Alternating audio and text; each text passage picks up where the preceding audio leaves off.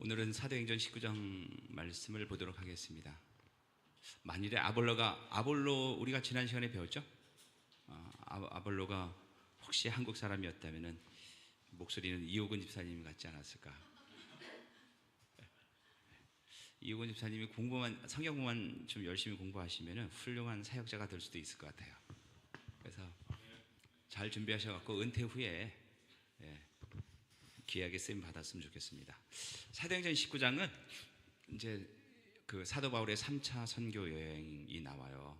그 다음에 이제 20장에도 나오고, 그 다음에 21장부터는 사도 바울이 이제 꿈에 그리던 로마에 가는 내용들이 나오죠. 28장까지. 근데 이제 본인의 힘으로 가는 게 아니라 이제 그러니까 죄수의 몸으로 가게 되죠. 오늘은 이제 1절에서부터 7절까지는 세례 요한의 제자들과 사도 바울과의 만남이 나와요. 그 다음에 8절 12절은 바울의 아시아 사역, 주로 이제 에베소죠. 그 다음에 이제 그때 거기서 가짜 은사 사역자들을 만나게 되고, 그 다음에 마게도냐와 아가야로 떠날 준비를 하는데, 그때 디모데와 또 한 사람을 이제 미리 보내죠.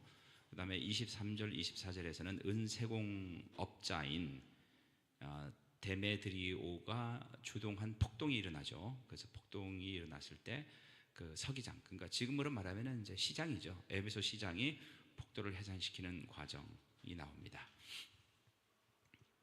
바울 서신에 의하면은 이제 바울이 쓴 서신들이 있죠. 편지들에 의하면은 수많은 복음의 대적들이 교회 안으로 침투하여 문제를 일으킨다는 소식을 듣고 교회를 회복시키기 위해서 바울은 3차 전도 여행을 떠나게 되었다. 그러니까 3차 전도의 목적은 교회에 자꾸 문제가 생기니까 그 교회를 방문해서 그런 문제를 해결하기 위해서, 물론 이제 편지도 썼지만은, 그래서 3차 선교 여행의 여정을 보면은 에베소에서 이제 1절에서 41절까지는 에베소에 있죠.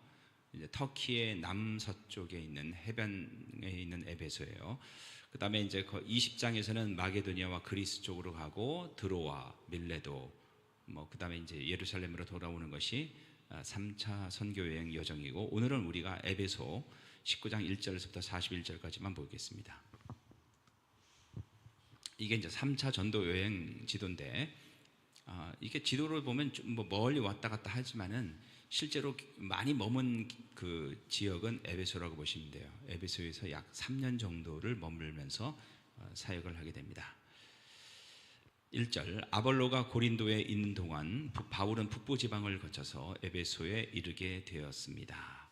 자, 이제 다시 지도를 보면은 안디옥에서 이렇게 배를 타고 바로 에베소로 갈 수도 있었죠. 근데 하지만은 이 북쪽 루트, 여기는 이제 산맥이 있기 때문에 길이 험한 데인데 굳이 이쪽을 통해서 다소, 더베, 이고니온, 루스드라 이런 데를 거쳐서 가는 이유는 그 이제 사람들을 이제 세워진 교회들을 격려하기 위해서죠. 바울은 거기서 몇몇 제자들을 만났습니다. 성경에서 제자하면 다 그리스도인들을 말하는데 가끔 그렇지 않은 경우도 있어요. 그러니까 이 본문이 여기에요. 그래서 여기서 제자는 뒤에 보면 나오지만은 세례 요한의 제자들을 말해요. 에베소는 헤로와 육로가 교차하는 운송의 중심지였고, 지중해 연안 도시들 가운데서 수리아 안디옥과 이집트 알렉산드리아와 더불어 어깨를 나르게 하는 큰 도시였다는 거죠. 그래서 1세기경 에베소의 인구는 약 25만 명. 그래서 사도 바울이 전도하는 데를 보면은 주로 큰 도시였죠. 에베소, 고린도, 그 다음에 아테네, 그 다음에 마게도냐, 안디옥. 헬라의 아데미, 이제 정확하게 말하면 아르테미스죠. 아르테미스. 그러니까 로마 신화에서는 다이아나, 헬라 신화에서는 아르테미스라는 여신의 신전이 그곳에 있었고, 아데미 숭배는 에베소의 경제적 부흥에 큰 역할을 했다. 이 아데미 신전이 어디죠? 아테네의 파르테논 신전보다 4배가 컸대요. 4배. 높이가, 이 기둥 있잖아요. 여기 기둥. 지금 이 기둥만 터키에 남아있는데 이 기둥 하나가 18m. 그리고 이 기둥이 전체가 127개인가 있었대요. 127개였고, 하여튼 이 길이가 100m가 넘었대요. 바울은 에베소에 있으면서, 에베소에 제가 3년 정도 있었다고 얘기했죠. 에베소에 있으면서 고린도 교회가 직면한 문제들을 해결하기 위한 편지를 적어 보냈다. 이게 이제 고린도 전서예요. 훗날 바울은 로마 감옥에 갇혀 있으면서 에베소 교회에 편지를 보내기도 했다. 이게 이제 에베소서죠. 그래서 지금까지 우리가 사도 바울이 쓴 서신을 보면은 갈라디아서가 제일 먼저 쓰여졌고, 그 다음에 뭡니까? 데살로니가 전서, 그죠? 데살로니가 전후서, 그 다음에 이제 고린도 전서. 그래서 우리가 요 순서대로 나중에 공부를 해보면 굉장히 재미있을 것 같아요. 바울은 오래전부터 에베소를 방문하고자 했지만은 성령께서 그를 막았죠. 주님이 길을 열어주실 때를 기다리고 있었다. 바울은 안디옥을 떠나서, 여기서 이제 안디옥은 수리아, 시리아 안디옥이죠. 에베소로 오는 길에 북부 지방을 거쳐왔다. 다소, 더베, 이고니엄, 루스드라, 안디옥, 이런 지방을 말하죠. 당시 사람들은 대부분 해안가를 따라서 난 도로로 이동했지만은, 왜냐하면 그 길이 편했단 말이에요. 그는 일부러 부르기아, 갈라디아 산악지대를 거치는 길을 통해서 1차 선교 여행 때 루스드라, 이고니엄, 비시디아, 안디옥에 세운 교회들을 방문해서 제자들을 굳건하게 하고 에베소로 왔다. 본문에서 제자는, 아까 제자들을 만났다고 했죠. 이 제자는 학습자 또는 따르는 자라는 뜻을 가진 단어로 항상 그리스도인을 가리키는 것은 아니었다. 이들처럼 세례 요한을 따르는 사람들은 주후 2세기까지 존재했다. 그래서 여기서 사도 바울이 만난 제자들은 세례 요한의 가르침을 따르는 제자들이었다는 거죠. 2절, 바울이 그 세례 요한을 따르는 제자들에게 물었습니다. 여러분은 믿을 때에 성령을 받았습니까? 그들이 대답했습니다. 우리는 성령이 계시다는 것조차 들어본 적이 없습니다. 그래서 이제 이 본문이 되게 민감한 본문이에요. 이것 때문에 대부분의 이제 교단들은, 신학자들은 예수 믿는 순간에 성령께서 내 안에 들어오신다라고 가르치지만은, 오순절이나 은사주의자들은 예수님을 믿은 다음에 또 성령을 받아야 된다라고 인용하는 구절이 이제 이 구절이에요. 그래서 이 구절을 여러분들이 이제 해석을 잘 하셔야 돼요. 이 사건은 오늘날 오순절파와 은사주의 집단의 증거 본문이 되었다. 아무리 교회에 소용이 없다. 성령 세례를 받아야 된다. 그래서 이제 주여 주여 불로 해서 뭔가를 받아야 된다는 거죠. 그래야지 진짜 신자가 된다는 얘기예요. 이 구절로 인해 기독교에 입문하려면 두 단계를 거치는 것으로, 즉 회심과 믿음으로 시작해서 예수님을 영접한 것으로 끝나는 게 아니라 또 그 다음에 성령을 받아야 된다고 이제 이 사람들은 주장을 했다는 거예요. 그런데 그러면 성령이 받은 증거는 뭐냐? 이제 주로 은사주의자들이 얘기하는 것은 그 대표적인 것이 방언이라는 거죠. 그런데 바울이 만난 이방인 제자들은 예수님을 믿는 자들이 아니었다.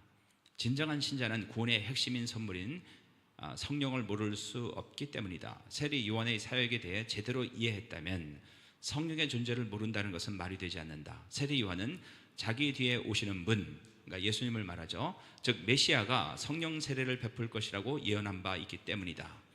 따라서 여러분은 믿을 때에 성령을 받았습니까? 라는 질문은 주님을 믿은 후에 성령을 받았느냐라는 뜻이 아니라 성령으로 거듭난 진정한 신자인지를 묻는 것이다. 사도행전에서 신자는 곧 성령을 받은 자이기 때문이다. 3절, 바울이 다시 물었습니다. 그러면 여러분은 어떤 세례를 받았습니까? 성령으로 세례를 못 받았다면 무슨 세례를 받았습니까? 그들이 대답했습니다. 요한의 세례를 받았습니다. 그들은 세례 요한으로부터 회개의 물 세례를 받은 자들이었다. 이것은 그들이 세례 요한의 계통의 제자임을 보여준다. 요한의 세례는 사람의 죄성을 강조하고, 인간이 죄인이라는 거죠. 그것을 강조하고, 그래서 복음의 필요성을 깨닫게 한다는 의미에서 예비적이고 임시적이다. 예비적이란 말은 진짜가 오기 전에 준비시키는 거를 이제 세례 요한이 했다는 거죠. 요한의 세례는 단지 죄로부터의 회개를 나타내는 것이었지 그리스도 안에서의 새 생명을 나타내는 것은 아니었다. 바울이 말했습니다. 요한은 회개의 세례를 베풀었습니다. 요한은 사람들에게 자기 뒤에 오실 분을, 예수님을 믿으라고 외쳤는데 그분이 바로 예수님입니다. 바울은 세례 요한의 메시지의 핵심인 자기 뒤에 오시는 분, 예수님을 믿어야 한다고 말했습니다. 그들은 바울에게서 세례 요한이 증거했던 예수 그리스도에 관한 복음을 이제 비로소 듣게 됐죠. 요한이 베푼 회개의 세례는 죄를 근본적으로 해결하는 예수님을 믿을 때 비로소 완성된다. 그러니까 우리가 회개로만 구원받는 것이 아니라 회개를 하고 예수님을 믿고 예수님께로 가야지 이제 구원을 받는다는 거죠. 그리스도인이 된다는 것은 죄로부터 돌아섬과 그리스도께로 향하는 믿음을 포함한다. 5절, 그들은 이 말을 듣고 주 예수님의 이름으로 세례를 받았습니다. 6절, 바울이 그들에게 손을 얹자 세례를 받고 이제 안수를 했죠. 안수를 하자 성령께서 그들에게 내려오셨습니다. 성령께서 임했고 그러자 그들은 방언으로 말하고 예언을 하기 시작했습니다. 그러니까 이 구절을 가지고 성령 세례를 받은 사람들은 무조건 방언을 해야 된다라고 말하는 것은 좀 무리라는 거죠. 그 이유는 제가 좀 이따 말씀드리고, 그곳에 있던 사람은 모두 12명쯤 되었습니다. 이제 세례요한의 제자들이었죠. 모든 신자에게 약속된 성령께서 이들에게도 임했다. 본문에서 바울의 안수를 통해 성령이 그들에게 임했다고 해서 안수가 성령을 받는 일반적인 방법인 것은 아니라는 거죠. 그래서 제가 중고등학교 때만 해도 부흥회 때 가면 이제 부흥사가 와서 꼭 이렇게 안수를 했어요. 쉽게 말하면 성령을 받으라는 얘기죠. 근데 성령은 예수님을 영접하는 순간에 여러분 이미 들어와 있고, 신학적으로 또 따지면은 이미 성령이 우리 안에 들어왔기 때문에 우리가 예수님을 주로 고백할 수 있다는 거예요. 여기서 바울의 안수를 언급하는 것은 그의 사역이 베드로의 사역과 유사함을 보여주기 위함이다. 사실 베드로는 누구나 다 아는 예수님의 제자죠. 근데 사울은 자기는 사도라고 얘기했지만은 저 사람이 예수님 밑에 따라 다녔던 사람인가? 이렇게 사람들이 의심을 했단 말이에요. 근데 이런 안수나 이런 걸 통해서 성령이 역사하는 것을 통해서 사실은 바울의 영적인 권위가 세워지는 거죠. 사실 사도행전에서 안수를 통해 성령을 주신 사례는 극히 드물다. 따라서 지금도 성령을 받기 위해서 안수를 해야 된다. 이거는 무리한 주장이라는 얘기예요. 사마리아인들의 경우에만 베드로와 요한의 안수를 통해서 성령을 받았다. 누가는 이 두 사건을 연결시키므로 이제 사도 바울이 안수해서 성령을 받게 한 것과 베드로와 요한이 사마리아인들에게 안수를 해서 성령을 받게 한 것과 서로 연관을 시킨다는 거죠. 바울이 베드로와 같이 하나님이 세우신 참된 일꾼임을 보여주고 있다. 이들이 성령을 받았을 때 방언도 하고 예언도 했다. 이것은 오순절 성령 강림 때 일어난 현상과 같다. 고넬료의 가정에서 베드로가 말씀을 선포할 때도 나타났다. 그 당시에는 신약 성경이 완성되지 않았죠. 완성되지 않았기 때문에 도대체 성령이 왔는지 안 왔는지 알 도리가 없었다는 거죠. 그래서 이걸 가시적으로 보여주는 것이 방언과 예언이었다는 거죠. 또한 본문은 집단적으로 성령을 받는 사건에 대한 마지막 기록이다. 그래서 이 본문을 끝으로 해서 그 뒤에는 집단적으로 성령을 받는 사건이 안 나타난다는 거죠. 2장에서는 유대인이 유대인에게 성령이 임한 사건을, 이 오순절이죠. 8장에서는 유대인과 이방인 사이에 있다고 볼 수 있는 사마리아인에게 성령이 임한 사건을, 그 다음에 10에서 11장은 이방인인 고넬료 가정에 성령이 임한 사건을 각각 다루었다. 19장 세례 요한의 계열의 이방인 제자들은 앞의 세 그룹에 속하지 않은 자들이었다. 이들은 외형적으로는 신자처럼 보였으나 실제로는 진정한 신자가 아니었다. 이 네 가지 사건은 성격이 서로 다른 네 집단 모두 성령을 받게 되었음을 보여준다. 유대인이든 사마리아인이든 이방인이든 세례 요한 계열의 이방인이든 제자이든 모두 예수님을 믿을 때 구원의 본질인 성령을 선물로 받는다. 그래서 지금은 우리가 예수님을 믿을 때 성령께서 들어오는 것을 이렇게 눈에 띄게 가시적으로 나타나지는 않는다는 얘기죠. 사도행전에서 방언이 마지막으로 언급되고 있다. 여기가 이제 끝이고 뒤에는 사도행전에서는 방언이 더 이상 안 나온다는 거예요. 성령에 임하는 것이 항상 방언으로 드러나는 것은 아니다. 그래서 여러분들이 조심해야 될 것은 방언을 너무 강조하시는 분들의 설교나 강의를 듣는 것은 주의하셔야 돼요. 잘못된 길로 갈 가능성이 매우 높아요. 이것처럼 세례를 받은 후에 성령이 임하는가 하면 고넬료 이야기에서는 세례를 받기 전에 성령이 임하기도 했다. 그러니까 불규칙적으로 이렇게 됐다는 거죠. 8절, 바울은 회당에 들어가서 3달 동안 하나님의 말씀을 담대하게 전했습니다. 여기는 이제 에베소죠. 에베소에 있는 유대인 회당에 가서 3달 동안 전했다. 그리고 하나님 나라에 관해 토론도 하고 받아들이도록 설득했다. 다른 우리가 이제 사도행전 앞에서는 하나님 나라라는 말 대신에 복음이라고 했는데, 아니면 예수님의 십자가와 부활 이렇게 얘기했는데 여기서는 이제 하나님 나라라고 얘기를 하죠. 다 동일하다. 바울은 하나님의 뜻이면 다시 돌아오겠다고 약속한 그 회당을 찾았다. 바울은 유대인의 회당에서 3개월 동안 집중적으로 하나님 나라에 대해 담대히 가르쳤다. 그래서 여러분들이 복음을 정확하게 알아야 돼요. 예수님이 이 땅에 오신 것, 예수님께서 십자가에서 죽으신 것, 부활하신 것, 승천하신 것, 이 모든 것들이 하나님의 나라와 어떤 관계가 있는가를 여러분들이 설명할 수가 있어야 돼요. 설명을 못하면은 전도하기가 쉽지가 않아요. 제가 나중에도 말씀드리겠지만은 사형리 짧은 걸로 복음이 전달된다고 생각하지 마세요. 복음은 그렇게 간단한 게 아니에요. 바울은 예수 그리스도의 십자가와 부활 사건을 결정적으로 도래한 하나님 나라에 대해 선포했다.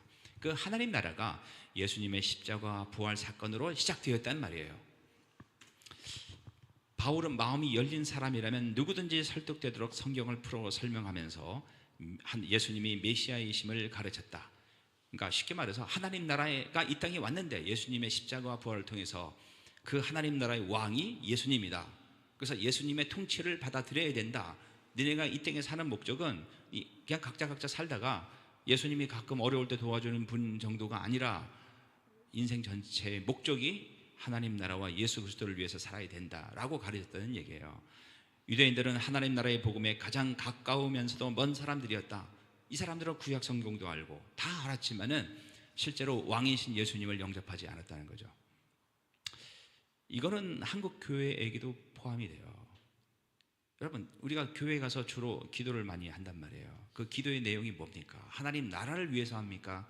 땅끝까지 복음을 증거되기 위해서 기도합니까? 아니면은 자기의 유익만을 위해서 기도합니까?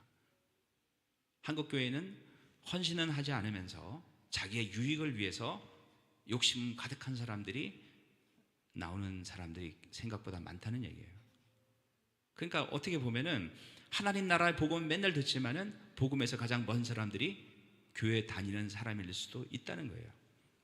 9절, 그러나 어떤 사람들은 마음이 굳어져서 믿지 않고 오히려 군중들 앞에서도 도를 욕하고 다녔습니다. 잘 보시면은 도라고 돼 있어요. 영어로 말하면 the way. 그러니까 예수님을 믿는다는 것은 이론이 아니라는 거죠. 실제로 걸어가는 거예요. 그죠? 그러니까 이론이 불과한 것이 아니라 실제로 살아가는 삶이라는 거죠. 그래서 바울은 그런 사람들을 떠나 신자들을 데리고 두란노 학원으로 가서 날마다 사람들과 토론을 했습니다. 여기서 우리가 배울 수 있는 것은 그 거부하는 사람들한테 다시 한번 생각해봐라, 설득하고 그러지 않았다는 거죠. 예수님이 그 부자 청년을 만났죠. 어떻게 하면 구원을 얻습니까? 십계명을 지켜라. 다 지켰습니다. 그러면 네 재산 다 팔고 나를 쫓으라. 그러니까 부자 청년이 근심하고 돌아갔어요. 그럼 예수님이 다시 불러다가 너 다시 한번 생각해봐라, 이러지 않았다는 거예요. 예수님은 의외로 예수님의 제자들도 마찬가지고 사도 바울도 굉장히 단호했어요. 뭐 인정에 끌리거나 복음을 거부하는 사람들은 그냥 그래, 그럼 네가 가고 싶은 대로 가라. 다만 받아들이는 사람들에게 집중을 했다는 거예요. 우리가 많은 사람들을 교회에 모으려면 다 챙겨야죠. 뭐 괜찮다, 다 이리 와라. 내가 너 네 말 들어줄게. 근데 사도 바울은 그렇게 하지 않았다는 거죠. 자기를 따르는 사람들을 아예 따로 불러다가 두란노에서 가르쳤어요. 뒤에 성경에 나오지만 두란노에서 몇 년을 가르쳤냐면은 2년을 가르쳤어요. 그것도 매일. 만일에 그래서 보통 이제 학자들은 11시부터 4시까지 사이에 가르쳤다고 그래요. 5시인가? 그럼 만일 하루에 5시간에서 6시간을 성경을 가르쳤고 매일 했다면은 이게 일주일에 주일날을 한 번 쉰다고 치고, 그때 주일이 있는지 모르겠지만은 그럼 6이 36, 하루에 36. 그 다음에 1년이면은 365일에서 한 300일 치고, 그럼 얼마입니까? 300 곱하기 30 하면은 9,000인가? 9,000시간에다가 곱하기 2 하면은 거의 2만 시간 가까이 돼요. 기독교의 제자도는 여기에서 도라고 불리고 있다. 왜냐하면 기독교는 이론이 아니라 제자들이 걸어갈 길이었기 때문이다. 그래서 여러분들이 나 예수님 믿는다, 마음속으로 믿는다, 머릿속으로 믿는다 라고 하면은 이건 반쪽짜리 복음밖에 안 돼요. 그래서 실제로 예수님이 내 삶에 영향을 끼쳐서 그래서 지금 내가 어떻게 살고 있느냐, 이게 눈에 띄게 보여져야 된다는 얘기예요. 그래서 종교개혁이 일어난 다음에 그 아나베프티스트들은 구체적인 삶의 변화가 없는 사람들은 1년 동안 지켜보고 아예 세례를 안 줬대 돼요. 근데 우리는 뭐 교회에서 어떻게 가르치냐면은 이 요한복음 1장 12절, 요한일서 5장 11절에서 13절 외워라. 요한복음 5장 24절 외워라. 그럼 네 마음속에 예수님이 계시고 구원받는다. 굉장히 잘못된 복음이죠. 생활과 삶이 없는 복음은 가짜일 가능성이 매우 높아요. 바울이 아무리 설득력 있고 간절하게 하나님 나라에 대해 복음을 선포해도 부인하는 이들이 있었다. 여러분들이 우리가 그 복음을, 그러니까 씨 뿌리는 비유 있잖아요. 예수님의 뭐 길가밭, 돌밭, 뭐 가시덤불밭, 옥토 뭐 이렇게 있잖아요. 그러니까 실제로 열매를 맺는 것은 4분의 1이 안 돼요. 그러니까 우리가 복음을 전하거나 가르치거나 했을 때, 저도 뭐 선교지에 나가서 했지만은 그 겉으로는 다 처음엔 예배 나오고 다 하죠. 근데 끝까지 남은 자들은 몇 명이 안 돼요. 원래 그래요, 원래. 그들은 마음이 굳어 순종하지 않고 사람들 앞에서 오히려 바울이 전하는 기독교를 비방했다. 마음이 굳다, 순종하지 않다, 비방했다라는 말은 완전히 복음을 거부했다는 뜻이다. 이 거부했을 때 다시 한번 설득하고 그러지 않고 바로 사도 바울은 회당을 떠나서 다른 곳에 가서 제자들을 가르쳤죠. 바울은 회당에서 자신이 할 수 있는 일이 더 이상 없다고 생각했다. 그러므로 그는 제자들을 데리고 회당을 떠나서 두란노 학원, 여러분 개역성경에는 두란노 서원, 뭐 쉽게 말하면 영어로 말하면 아카데미예요. 아카데미에서 날마다 강론했다. 이게 2년 동안이에요. 서원은 강의가 이루어지는 공간, 즉 강의실이나 학원 혹은 학교를 뜻한다. 순회하는 철학자나 선생들이 자주 빌려 쓰는 공간이었다. 돈 주고 빌려 쓰는 이런 강의실이었다는 거죠. 바울은 이곳에서 매일 말씀을 강론했는데 일정한 사용료를 지불해야 사용할 수 있었다. 일부 사본에 의하면 바울은 매일 오전 11시부터 오후 4시까지, 그러니까 하루에 5시간이죠. 이곳에서 말씀을 가르쳤다. 이 시간대는 소아시아 사람들이 일을 멈추고 낮잠을 자거나 휴식을 취하는 시에스타였다. 그러니까 그 시간에는 다 낮잠 자는 시간인데 그 시간에 빌려갖고 이제 2년 동안 매일 가르쳤다는 얘기예요. 또한 철학자들과 선생들이 가르치던 시간이었다. 바울의 강론을 듣고자 하는 사람들은 식사를 마치고 이곳에 모여 함께 대화하며 말씀을 배웠다. 제가 이제 좀 더 공부를 많이 하고 실력이 있으면은 이렇게 설교 안 하고 대화로 해야 되는데, 사도 바울은 대화로 했대요. 대화로.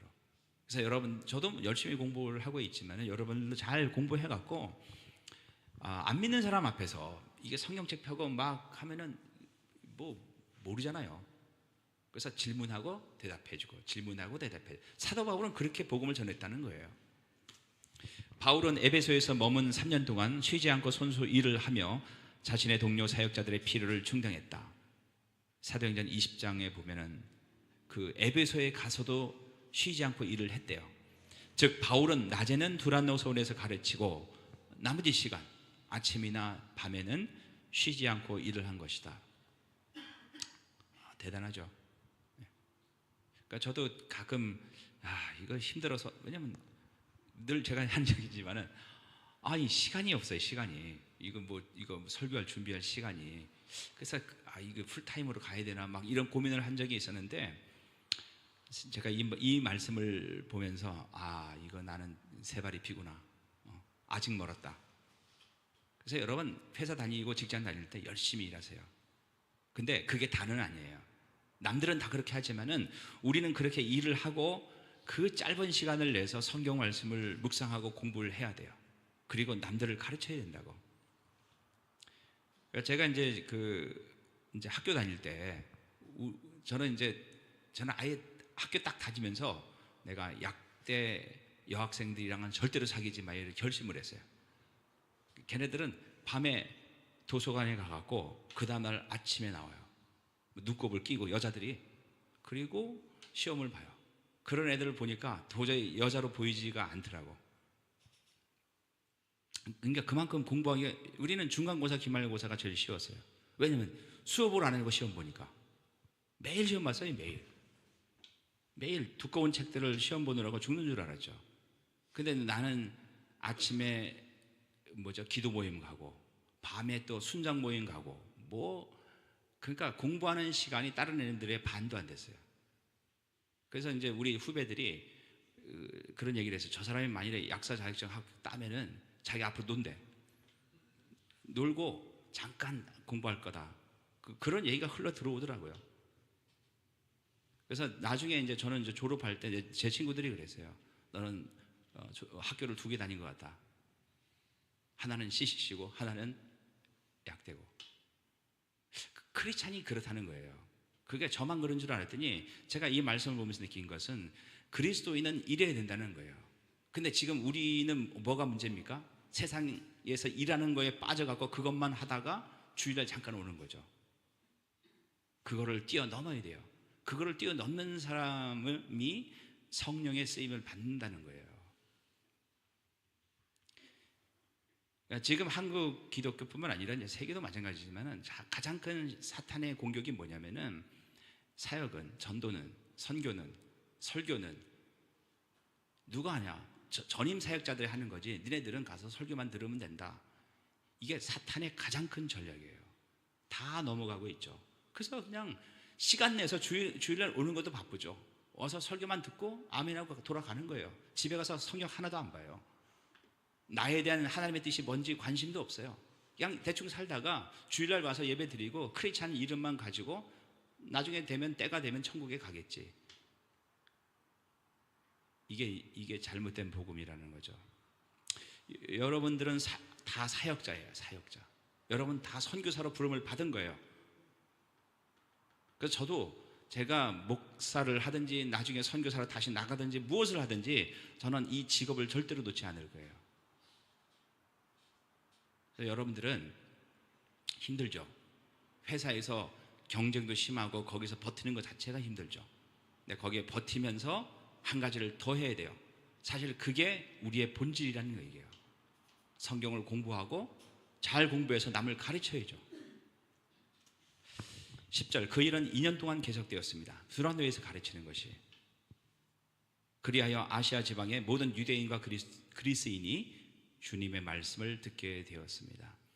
이때 시골에서 왔던, 에베소에 왔던 사람들이 이 복음, 그 두란노에서 강의하는 걸 듣고 고향으로 돌아가서 사람들이 교회를 개척을 했어요. 그 개척한 교회가 우리가 그 요한계시록 2장 3장에 나오는 7교회 있잖아요. 뭐 빌라델비아 교회, 뭐 무슨 교회, 서버나 교회, 그런 교회들이에요. 바울은 두란노 서원에서 2년 동안 가르쳤다. 바울은 2년을 포함해 에베소에서 3년을 보냈다. 지금 이제 교회에서는 제가 이렇게 가르치고 있지만은 여러분들도 이런 가르침이 있어야 돼요. 이런 꿈을 가지란 말이에요. 바울은 랍비 훈련을 받았다. 이 랍비 훈련이라는 것은 율법을 가르치는 교사죠. 랍비가 전도와 선교에 대해 많은 경험을 한 선교사였다. 그가 두란노 서원에서 보낸 2년은 자신의 역량을 마음껏 발휘하는 참으로 복된 시간이었다. 또한 말씀을 가르치며 자신의 생각을 정리하는 시간이었다. 그래서 저도 지금 선교지에 있다가 나와서 설교를 준비하면서 너무 많이 깨닫고 있는 것 같아요. 아, 내가 선교지에서 너무 피상적으로 애들한테 복음을 전했구나. 그러니까 저는 지금 나보고 나가라고 하면 나갈 자신이 없어요. 왜? 아직 정리 안 된 게 너무 많으니까. 여러분, 그래서 인생이 길지가 않아요. 남은 시간이 많지가 않다고. 성경을 열심히, 구약부터 요한계시록까지 다 공부를 해야 될 거 아니에요. 그러면은 복음으로 충만해 갖고 누구든지 만났을 때 전할 수가 있다고. 사형리 하나 외워갖고 전하는 게 아니란 말이에요. 바울은 두란노 서원에서 가르친 2년 동안 많은 결실을 보았다. 에베소는 소아시아의 중심지였기 때문에 많은 외지 사람들이 이곳을 찾았다. 이들이 에베소에 머무는 동안 복음을 접하고 자기 고향으로 돌아가 전도해서 많은 열매를 맺었다. 여러분들 큰 교회 다니면 좋을 것 같죠? 훌륭한 목사님들, 설교를 잘하는 목사님 교회 가서 설교를 들으면 좋을 것 같죠? 그냥 여러분 듣기만 할 뿐이에요. 여러분, 그런 설교는 얼마든지 유튜브를 통해 들을 수도 있잖아요. 유튜브를 통해서 훌륭한 목사님의 설교를 들었을 때 여러분의 인생이 변화됩니까? 듣기만 할 뿐이에요. 듣기만. 마음의 감동만 있을 뿐이에요. 그것이 삶으로 전혀 연결이 안 된다고. 그리고 여러분은 여전히 남이 성경 말씀을 떠줘야지 먹는 유치원 아이에 불과하다는 얘기예요. 그 언제까지 그렇게 살 거예요? 이제는 여러분들이 스스로 서야 돼요. 목사님이 와서 위로해주고 격려해주고 이거를 기대하는 게 아니라 여러분이 가서 다른 사람들을 세워주고 격려해야죠. 교회에 예수님을 믿은 지 몇 년이 됐는데 그렇지 않습니까? 분명한 것은 하나님은 여러분들을 천국으로만 인도하는 게 아니라 사역자로 세웠다는 거예요. 선교사로. 바울이 설립한 교회를 설립한 많은 도시들은 전략적 중심지였는데 일단 한 도시가 복음화되면 그것은 복음의 주변 지역으로 확산되어 나가는 중심점 역할을 했다. 그래서 하나님이 우리를 이렇게 불러 모아 주셨는데 뭐 다 평범한 사람들이죠. 근데 이제 우리는 그런 꿈을 가져야 돼요. 우리를 중심으로 해서 복음이 확산되어 나가는 꿈을 가져야 된단 말이에요. 그러다가 1923년 이후로 그리스와 터키가 각자 국민을 대거 교환한 이후로 소아시아에서 기독교의 교세가 매우 약해졌다. 이 역사를 저도 이제 좀 더 공부를 좀 해봐야 될 필요가 있는데 1923년도에 그 그리스에 사는 이슬람들은 전부 다 터키로 가라. 터키에 사는 기독교인들은 다 그리스로 와라. 이게 뭔가 바꿨대요. 그러다 보니까 이 지역, 그죠? 이 교회들이 부흥한 이 지역이 전부 다 지금 이슬람화 되었죠. 그냥 기독교 유적만 남아있을 뿐이죠. 11절 하나님께서 바울의 손을 빌려 놀라운 기적들을 일으키셨습니다.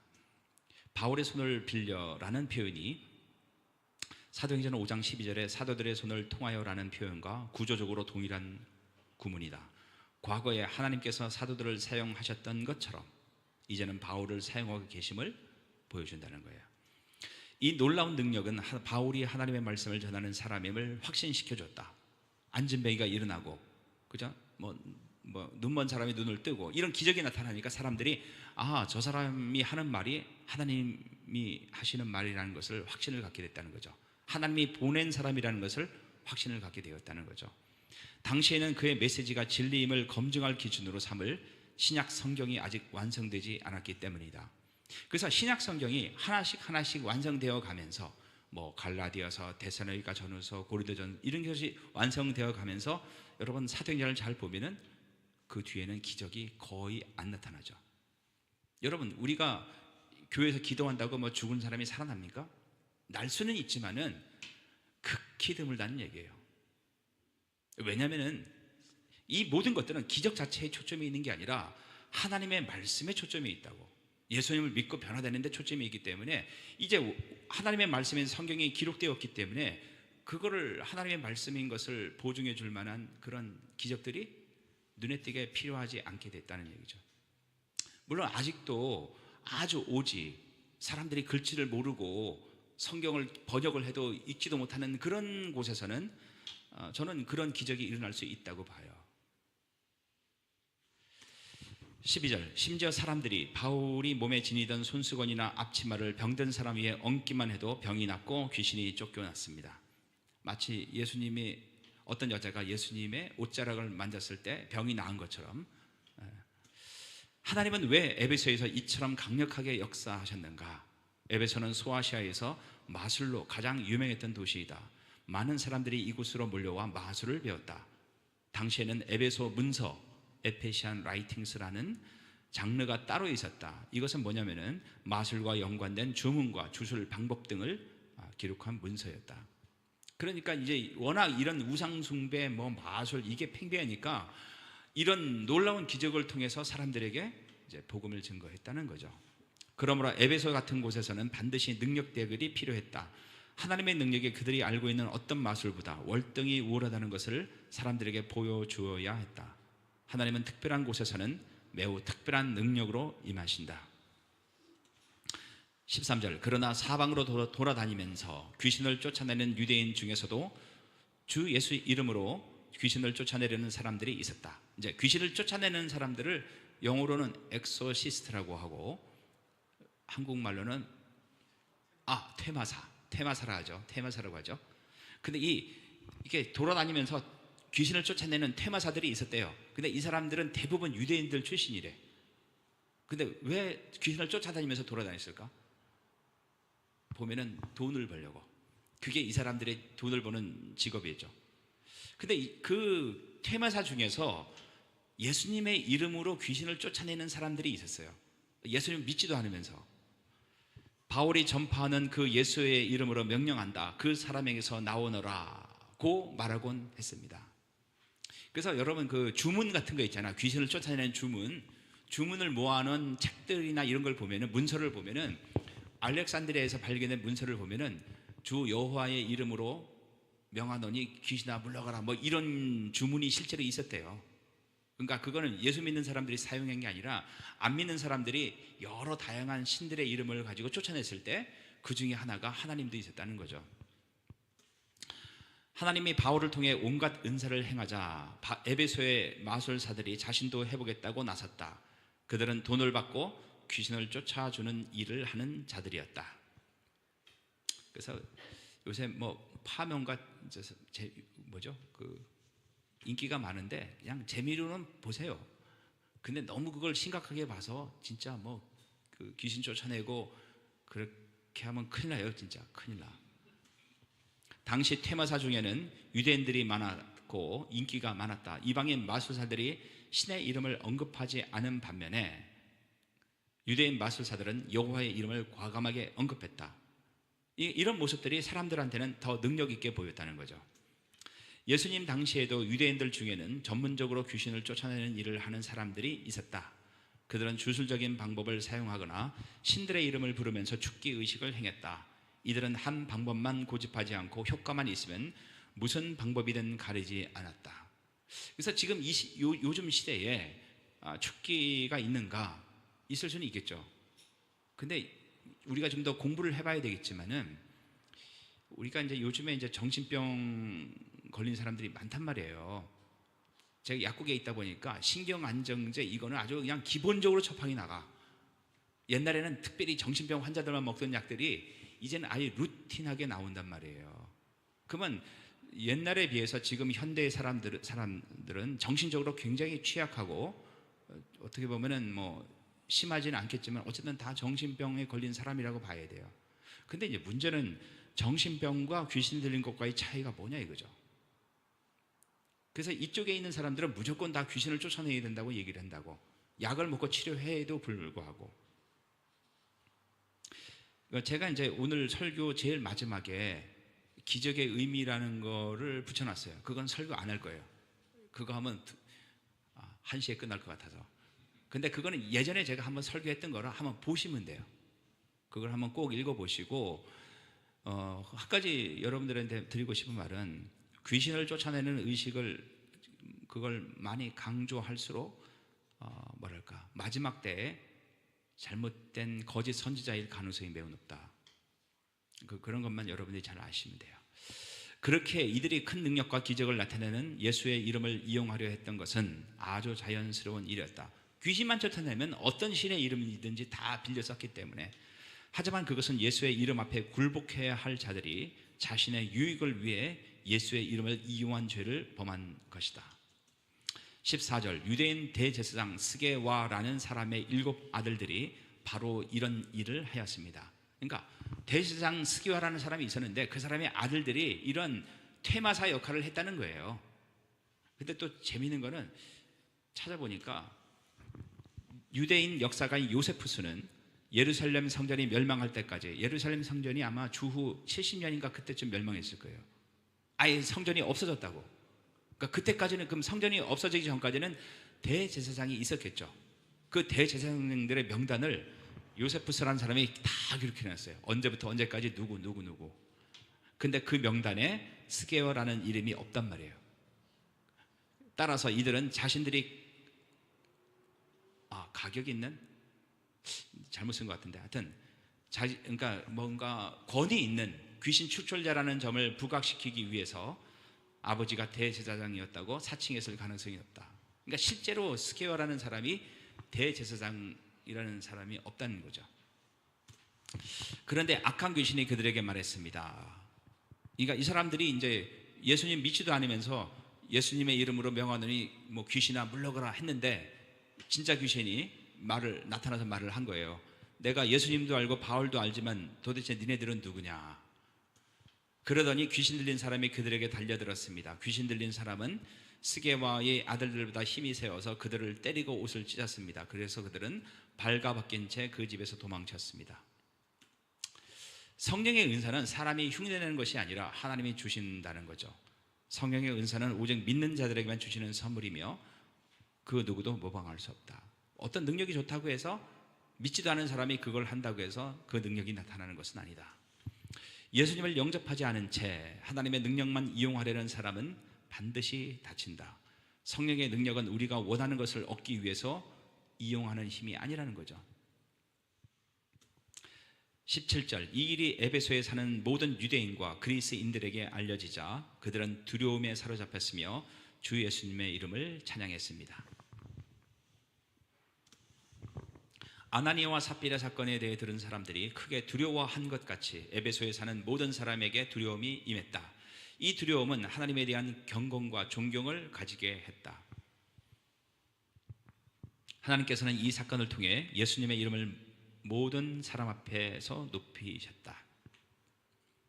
그래서 이제 우리는 이제 하나님에 대해서 인자하신 하나님, 용서하시는 하나님, 사랑이 많으신 하나님 알지만은 공의의 하나님, 높으신 하나님, 위엄의 하나님, 이런 하나님은 우리가 잘 얘기를 안 해요.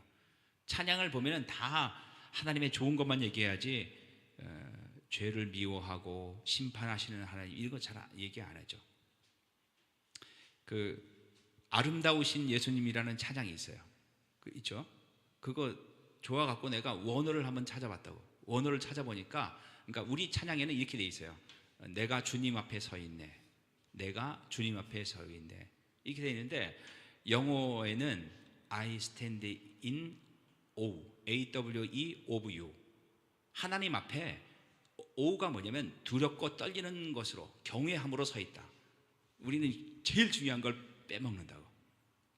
여러분, 하나님의 입장에서는 사랑이 많고 인자하고 죄를 용서하고 이건 맞아요. 근데 인간의 입장에서는 그것보다 더 중요하게 봐야 되는 것은 하나님을 두려워하는 마음이라는 거죠. 믿는 사람들이 많이 나와서 사람들 앞에서 자기들이 행한 일들을 고백하기 시작했습니다. 이제 자기들이 행한 죄들을 고백했단 말이에요. 이런 놀라운 일들이 일어나니까.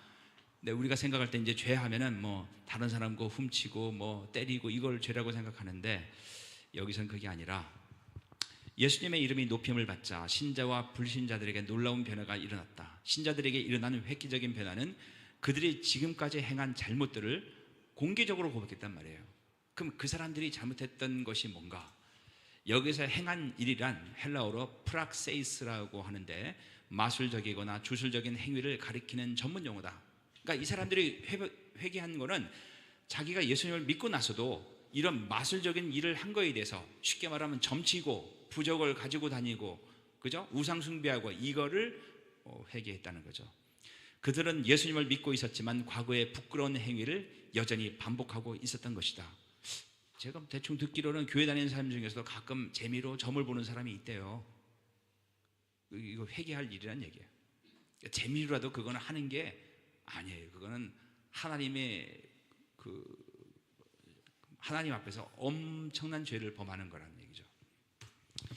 그들 중에는 마술을 부리던 사람들도 있었는데, 그러니까 마술로 부적을 써주고 뭐 이걸로 이제 돈을 벌어먹고 사는 사람들이 있었는데, 그들은 자기들의 마술책을 가져다가 사람들 앞에서 다 태워버렸습니다.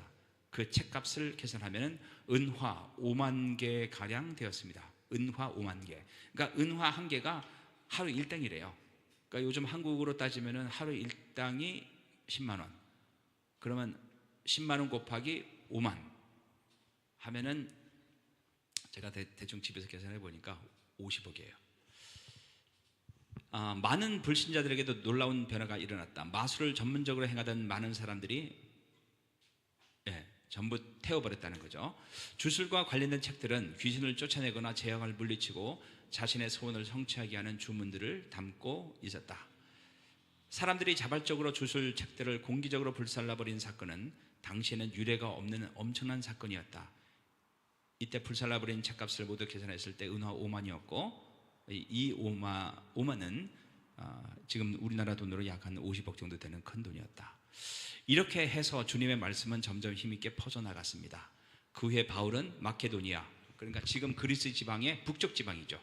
아가야, 그리스 지방의 이제 중남부 지방을 거쳐 예루살렘으로 갈 결심을 하였습니다. 그리고 나는 예루살렘에 갔다가 로마도 꼭 가봐야겠습니다 라고 말했습니다. 여러분, 개혁성경에는 작정했다라고 나와요. 왜냐하면 자기가 다녀보니까 아테네도 크고 다 어마어마한 도시들인데 그 도시들보다 훨씬 더 큰 영향력을 미치고 있는 것이 로마였다는 거죠.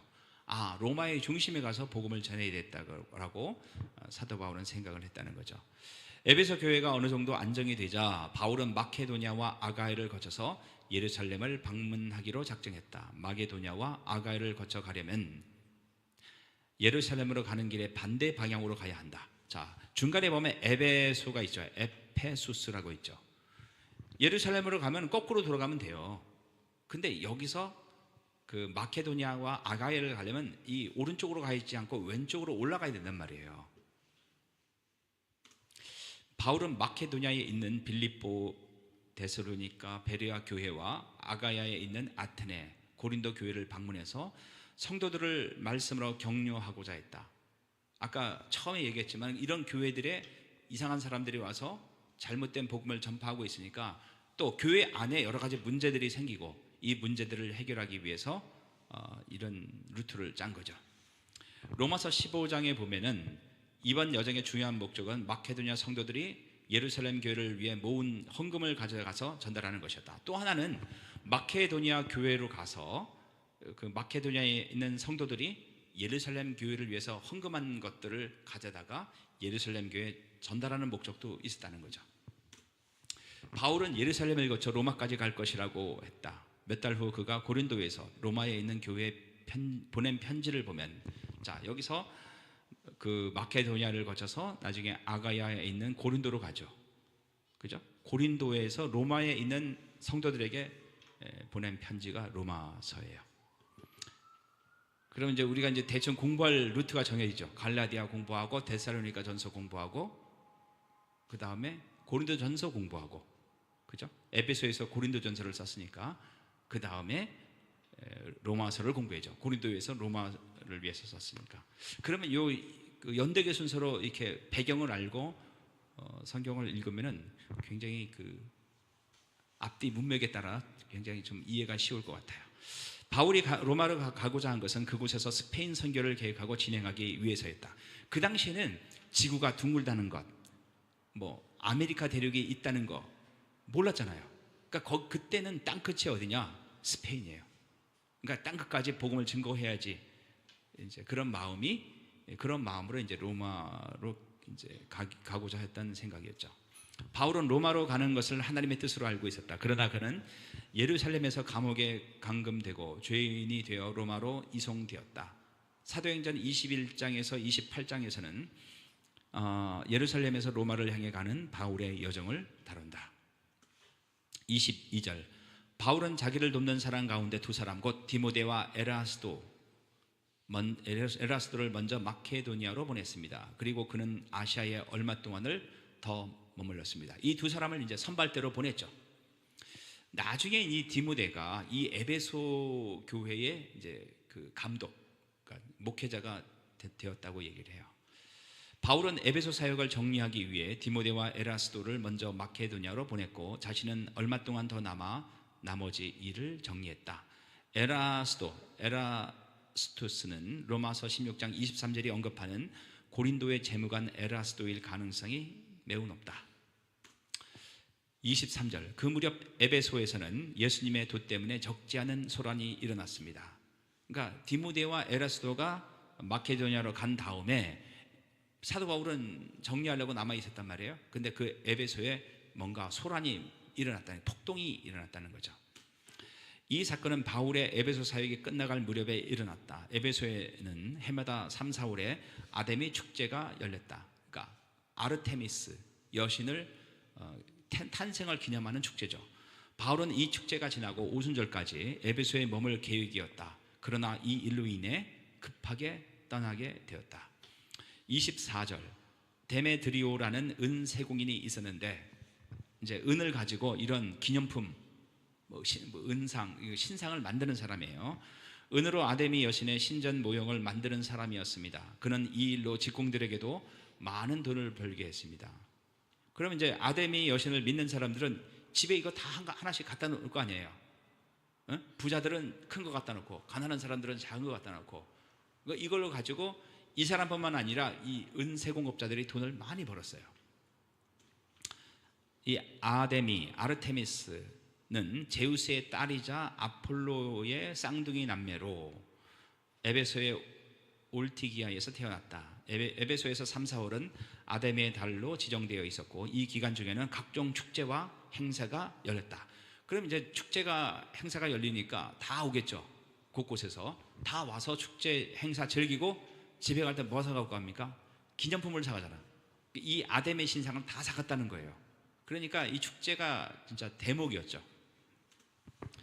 에베소에 있는 아데미 신전은 고대 7대 불가사의 중 하나이다. 높이 18m, 가로 180m. 여기서부터 여기까지가 180이래요. 180이면 축구장보다 더 큰데, 축구장 2개. 그 다음에 세로 68m, 127개의 기둥이 있었던 거대한 건물이었다. 면적은 오늘날 축구 경기장보다 훨씬 더 컸으며 당시에는 세계에서 가장 큰 건물이었다. 제가 아까 말씀드렸지만 아테네의 파르테논 신전보다 4배가 컸대요. 은세공인은 은을 조각하고 가공해서 갖가지의 물건을 만드는 사람이다. 데메드리오가 모든 직공을 쉽게 동요시키는 것으로 보아서, 데메드리오가 선동을 하니까 수많은 은세공업자들이 따랐단 말이에요. 그러니까 이 사람, 오늘날로 말하면 이게 이 사람이 은세공인 노조 대표였던 것으로 보인다. 에베소 은세공업자들이 주로 만드는 것은 에베소를 대표하는 여신 아데미의 미니어처 신상과 신전 등을 주제로 하는 기념품들이었다. 해마다 소아시아 전 지역에서 수만 명이 에베소에 있는 아데미 신전을 찾았기 때문에 큰 수입원이었다. 그가 직공들과 이런 일에 종사하는 사람들을 불러놓고 말했습니다. 여러분도 아시다시피 우리는 이 사업으로 소득이 꽤 좋았습니다. 우리가 그동안 이것 때문에 돈 많이 벌었다. 당시 소아시아에서만 50개 이상의 도시가 에베소가 아니라 에베소예요. 아데미의 모습이 새겨진 동전을 사용할 정도로 아데미의 위상은 대단했다. 26절. 그런데 여러분들도 보고 들은 대로 바울이라는 사람이, 그죠? 에베소뿐만 아니라 아시아의 거의 모든 지방에서 사람이 만든 신은 신이 아니라고 말합니다. 그는 수많은 사람들을 설득하여 그들의 마음을 돌려놓았습니다. 그러니까 사람이 만든 신이 아니기 때문에 이제 더 이상 사람들이 이 신상을 안 사게 됐다는 거죠. 이러다가는 우리 사업이 명성을 잃게 될 위험이 있을 뿐만 아니라 사람들이 위대한 아데미 여신의 신전을 우습게 여길 위험이 있습니다. 보고 저거 가짜다, 그렇죠? 그렇게 되면 아시아와 온 세계의 모든 사람들이 섬기는 아데미 여신의 위엄이 땅에 떨어질 것입니다. 사실은 이것도 있지만은 우리의 밥줄이 끊어지게 됐습니다. 결론은 그거죠. 이 말을 들은 사람들은 격분하여 에베소의 여신 아데미는 위대하다라고 소리 지르기 시작했습니다. 도시는 순식간에 소란스러워졌습니다. 군중들은 바울과 함께 여행하던 마케도니아 사람 가이오와 아리스다고를 붙잡아 한꺼번에 극장으로 몰려갔습니다. 데메드리오와 그를 따르는 무리들은 법적 소송으로는 바울과 기독교를 이길 수 없다는 사실을 잘 알았다. 이미 그 18장에서 나왔단 말이에요. 그죠? 문제가 없다고. 더군다나 바울은 그 로마인이었기 때문에 전혀 문제가 없었죠. 따라서 그들은 비공식적인 모임과 폭력적인 군중 심리를 이용해서 자신들이 얻고자 하는 것, 즉 기독교의 쇠퇴와 바울의 에베소 추방을 유도했다. 그들은 바울을 찾다가 실패하니까 바울과 관련된 2사람을 체포한 것으로 보인다. 아까 그 가이오는 이제 고린도에 있던 그 회당장 출신이었죠.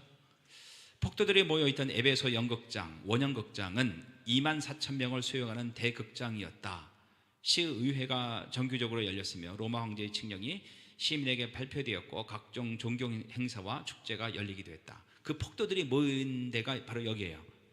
이거는 그린 게 아니라 실제 사진이에요. 그래서 에베소에 가면은 이 원형 극장이 있는데 여기에 24,000명이 모였대요.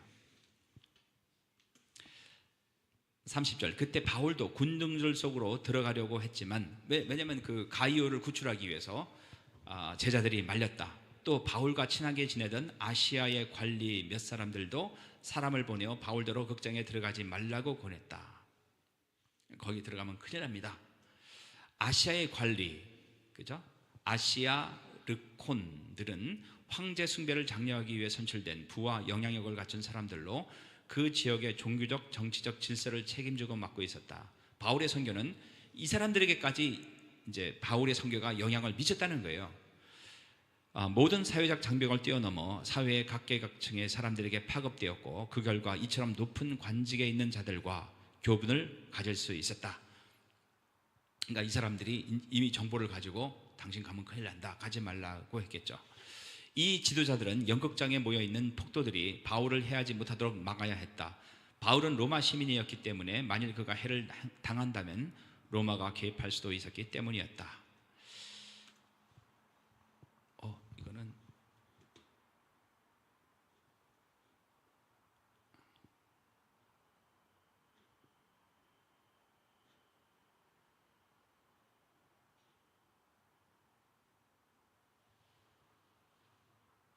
31절, 극장 안에서는 사람들이 소리를 지르는데 어떤 사람들은 이렇게, 다른 사람은 저렇게 외쳐대는 바람에 극장 안은 완전히 난장판이 되고 말았다. 모이긴 모였는데 왜 모이는지 모르는 사람들이 많았나 봐요. 심지어 자기들이 그곳에 왜 모였는지조차 모르는 사람들도 많았다. 33절, 유대인들이 알렉산더라고 하는 사람을 앞으로 밀어내자 이 알렉산더는 유대인들의 아마 지도자였던 것 같아요. 군중들 몇 사람이 그를 다그쳤습니다. 알렉산더가 손짓으로 사람들에게 조용히 하라고 한 후 군중들에게 변명을 하려고 했습니다. 알렉산더는 에베소에 사는 유대인들의 지도자였다. 유대인들이 그를 폭도 앞에 세운 것은 유대인들은 이번 일과 상관없다면서 기독교와 선을 긋기 위해서였다. 그러니까 왜냐하면 자기들까지 피해를 볼까봐 우리 기독교와 다르다 하고 이제 지도자가 나온 거예요. 반유대적이었고 반기독교적이었던 폭도들이 기독교를 핍박하면서 유대교도 함께 핍박할 것을 우려하고 있었다.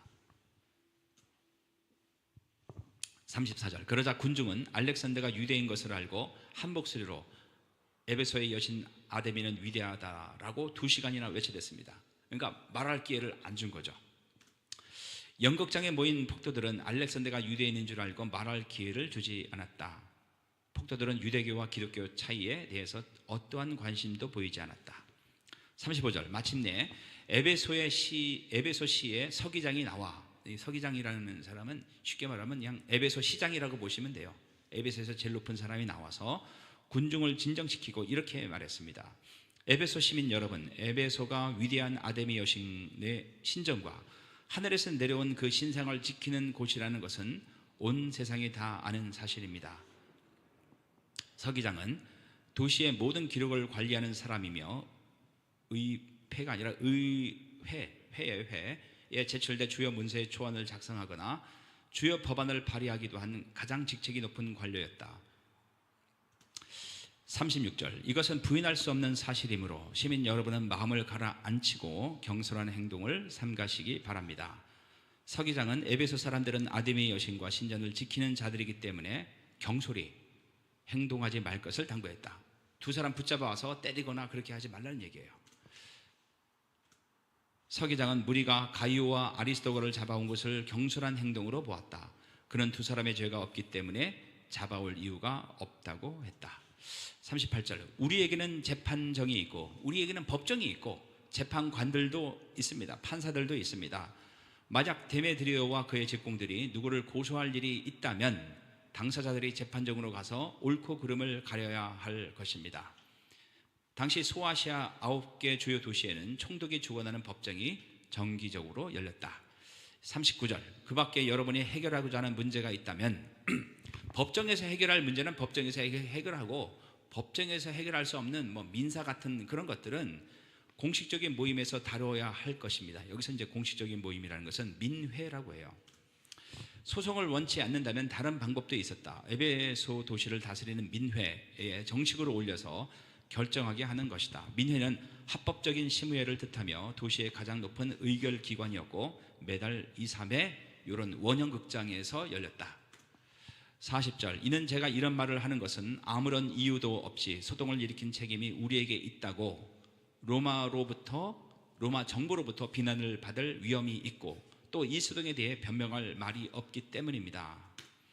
이 세타가 잘 해결되지 않는다면 로마 총독은 주동자에게 벌을 내릴 수 있으며 에베소는 그동안 누리던 특권, 자유도시 지위, 그러니까 이 자유도시가 얼마나 좋으냐면은 여기서 세금을 걷어서 자기들이 쓰는 거예요. 로마로 보내지 않고. 이런 지위 등을 박탈당할 수도 있다고 경고했다. 이 폭도를 막지 못한다면은. 서기장은 바울과 기독교인들이 로마 법을 어긴 것이 아니라 데메드리와 직공들이 법을 어기고 있다고 말했다. 41절, 그는 이렇게 말하고 모임을 해산시켰습니다. 여기까지가 이제 오늘의 본문 말씀이고, 교훈을 간단히 보도록 하겠습니다. 첫 번째, 우리가 이제 최우선으로 해야 될 사명이 뭔가? 사도행전 전체를 지금까지 쭉 보면서 바울을 비롯한 초대교회 성도들은 하나님께 받은 사명이 있었다. 누구도 예외 없이 그들은 어떤 모임이나 프로그램을 위해 존재하지 않았다. 그들에게는 복음이 있었고 복음이라는 것은 널리 알려지기 위한 것이었다. 보통 사람들은 이렇게 말한다. 지금 우리가 모이는 것에 만족합시다. 주일 아침에 모이는 예배가 제일 중요합니다. 우리가 서로 관심을 갖고 우리에게 필요한 몇 가지 프로그램을 운영하면 됩니다. 라고 이제 말한다는 거죠. 우리는 교회 내에 좋은 프로그램에만 집착해서는 안 된다. 자칫하면 다른 어떤 일보다도 최우선으로 해야 할 사명을 잊어버리는 비극이 생길 수도 있기 때문이다. 우리가 어떤 프로그램에 집착하게 되면은 우리가 가장 중요하게 생각하는 복음 증거라는 것을 잊어버리게 된다는 얘기예요. 그 사명은 바로 삶을 변화시키는 그리스도의 복음을 널리 전파하는 일이다. 그래서 우리가 꼭 기억해야 될 것은 우리가 주일마다 당연히 모여야죠. 예배 드려야죠. 근데 우리가 이 땅에 존재하는 이유는 복음을 증거하기 위해서 존재한다. 여기에 이 예배당을 채우라는 것이 아니라 예수님의 복음을 증거하라는 거예요. 물론 여러분들이 전도한 사람을 교회 데리고 올 수도 있어요. 그것도 좋은 방법이에요. 그걸 제가 어느 정도 추천을 하지만은 제가 궁극적으로 바라는 것은 믿은 사람들이 있으면 여러분들을 집에 다 데려다 놓고 거기서 성경을 가르치라고. 그리고 그게 다 나중에 교회가 됐으면 좋겠어요. 두 번째, 비싼 대가. 탁월한 사역은 언제나 예상치 못한 반대를 만나게 된다. 사도 바울이 두란노에서 2년 동안 가르치고 소아시아에 많은 교회가 생겼어요. 그러니까 이런 폭도들을, 그리고 많은 사람들이 예수님 믿고 영적인 부흥이 일어나니까 사람들이 신상을 안 사게 되잖아요. 그러니까 이 우상을 파는 사람들이 이제 폭동을 일으키게 되는 거죠. 탁월한 사역은 언제나 예상치 못한 반대를 만나게 된다. 그러면 반대를 얘기해서 우리가 왜 예상치 못한 반대를 왜 안 만나는가? 사역을 탁월하게 못했다는 얘기예요. 사역을 아예 안 했거나 사도 바울처럼 탁월하게 못했다는 거죠. 근데 문제는 우리는 사역을 탁월하게 못한 거에 대해서 반성하거나 죄책감을 갖지 않아요. 교회 나오는 것만으로도 나는 신앙이 너무 좋다고 착각을 해요. 헌금하는 것만 해도 나는 아주 신앙이 좋은 곳으로 착각을 한다고. 심지어 극심한 핍박을 당할 수도 있다. 복음을 위해서는 비싼 대가를 치러야 한다. 예수님이 분명히 말씀하셨어요. 누구든지 나를 따라오려거든 자기를 부인하고 자기 십자가를 지고 나를 좇을 것이니라. 그러나 그 대가는 주님을 신뢰하고 그분께 순종하기로 결심한 사람들을 기다리는 영광에 비하면 아무것도 아니다. 우리는 가끔 그런 생각을 하죠. 영원한 천국이 그렇게 막 기다려지지가 않아. 예수님의 재림을 간절히 기다려지지가 않아. 왜? 지금 이 땅이 너무 좋으니까. 천국에도 프리미어 축구가 있을까? 천국에도 랍스터가 있을까? 왜? 이 세상에 좋은 게 너무 많으니까. 근데 북한에서 그 압제 속에서 예수 믿다가 걸리면 무조건 총살당하는 상황에서 그 사람들은 하루하루 살기 어려우면서 뭘 간절히 기다릴까요? 예수님 빨리 오셨으면 좋겠다. 그러니까 우리가 이런 비싼 대가를 치르지 못하는 이유는 이 세상이 너무 좋은 거예요. 그게 우리의 문제가 아닌가, 저는 그렇게 생각을 해요. 그리스도를 따르는 것은 많은 비용과 희생을 필요로 한다. 그러니까 저도 선교사로 잠깐 나갔다 왔지만은 나갔다 오니까 한국 사람으로서는 굉장히 많이 처지더라고. 모르는 게 너무 많아. 은행도 그렇고 바뀐 게 너무 많고. 그거 배우느라고 몇 년이 걸렸어요. 이제 조금 적응이 되는 것 같아요. 하물며 애들은 어떻게 했어요? 만일에 내가 안 나가고 약국하면서 그냥 그 아파트를 샀으면 어땠을까? 이런 생각도 해보죠. 여러분, 그런 경제적인 희생과 뭐 여러 가지 희생 없이 선교가 가능할 거라고 생각을 하세요? 불가능해요. 그래서 우리는 예수님 믿어서 어떻게 하면 돈 잘 벌까를 생각하기 전에 내가 예수님을 위해서 어떻게 희생할 것인가, 천국에 가서 저는 예수님을 위해서 이렇게 희생했습니다 말할 수 있는 게 있는가. 그러니까 그거는 사도 바울이나 이런 택한 사람들이 하는 거고, 나는 평범한 사람이라 뭐 저는 이렇게 살겠습니다. 내가 봤을 때 기준은 사도 바울이나 우리나 예수님이 우리를 대하는 기준은 똑같아요. 시간도 노력도 에너지도 물질도 많이 든다. 때로는 목숨까지 내놓을 수도 있어야 한다. 아까 그 찬양할 때 뭐 목숨 내놓고 뭐 그런 거 있었잖아요. 찬양은 그렇게 하면서 실제 우리 그렇게 살 수 있는가? 우리들은 그 대가를 지불하고 있는가? 우리들은 그 대가를 앞으로 계속해서 지불할 것인가? 예수님을 위해서 희생하고 손해볼 수 있는가? 우드로 윌슨이라는 사람은 그런 얘기를 했어요. 당신이 적들을 만들고 싶다면 뭔가를 바꾸려고 노력해라. 그럼 우리는 이제까지 살면서 적이 없어요. 핍박을 받아본 적이 없다고. 왜? 바꿔보려고 해본 적이 없으니까. 근데 복음은 우리를 변화시킨다고. 그리고 복음을 받아들인 사람은 세상을 변화시킨다고. 세상을 변화시키다 보니까 세상들로부터 당연히 핍박과 고난을 받게 되는 거죠. 세 번째, 마음대로 지배할 수 없는 권능. 스게와의 7 아들들은 자신들의 이기적인 목적을 위해 하나님을 이용할 수 있다고 생각했다. 하지만 하나님의 권능은 마법의 주문처럼 기계적으로 외운다고 나타나는 것이 아니다. 제가 그냥 인터넷 뒤지다가 이 사진을 있어서 올려놨는데, 혹시 귀신이 나타나면 십자가 든다고 도망간다고 착각하지 마세요. 그런 주문으로 도망가는 게 아니에요. 하나님은 오직 그분이 선택하신 사람들을 통해서만, 그리고 그분이 결정하신 시간에만 자신의 능력을 발휘하신다. 인간이 더 설득력 있게 간절히 기도한다고 하나님을 움직일 수 있다고 생각한다면 큰 오산이다. 그래서 우리는 하나님에 대해서 경외함으로 봐야 돼요.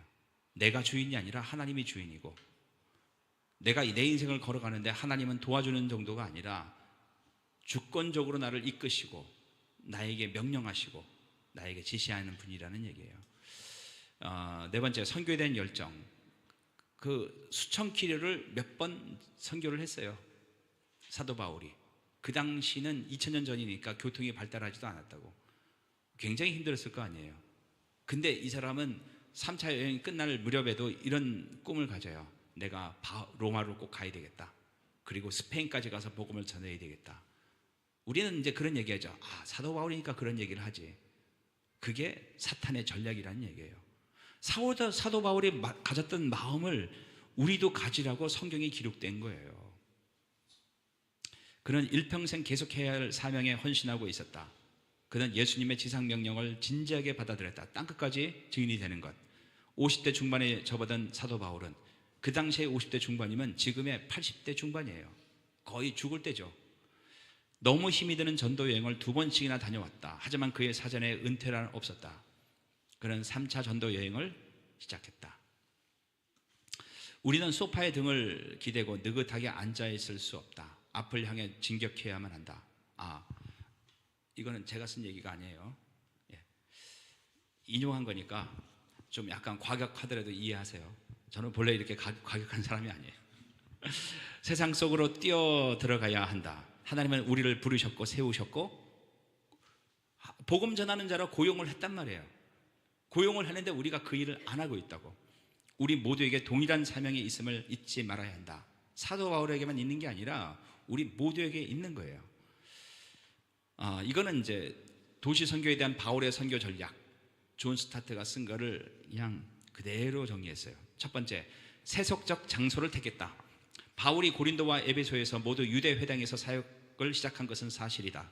그러나 유대인들이 복음을 거부했을 때 그는 회당에서 나와 중립적 건물로 사역지를 옮겼다. 종교적인 건물이 아니라 그냥 일반 상가 같은 데 갔다는 얘기예요. 고린도의 경우 그는 디디오 유도스의 집을 택했다. 오늘날도 우리는 여전히 종교적인 사람들을 복음화해야 한다. 이 사람은 약간 돌려서 말했는데 제가 이 책을 읽으면서 느낀 거는 여기서 종교적인 사람은 교회 안에 있는 사람들이에요. 우리가 교회 밖에 있는 사람들에게도 복음을 전해야 있지만은 교회에 있는 사람들에게 먼저 복음을 전해야 된다. 우리 문화에서 회당에 해당하는 것은 교회다. 성경이 읽혀지고 기도가 드려지지만 헌신하지 않는 사람들이 모인 것이 바로 교회다. 헌신 안 한다는 얘기죠. 그냥 주일날 와서 예배 드리고 교회에서 뭐 주일학교 성가대 하는 것을 헌신했다고 착각을 하죠. 세상 속에 나가서 예수님의 사랑을 증거하고 복음을 전하는 데 헌신하지 않는다는 거예요. 더군다나 지리적 경계를 넘어서 땅끝까지 가서 하는 것은 거의 없죠.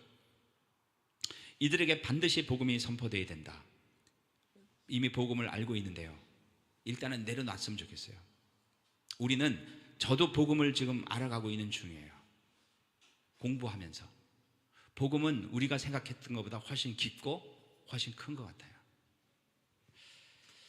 종교적인 사람들에게 종교적인 건물 안에서 복음을 전할 수 있다면 세속적인 사람들에게는 세속적 건물 안에서 복음을 전해야 한다.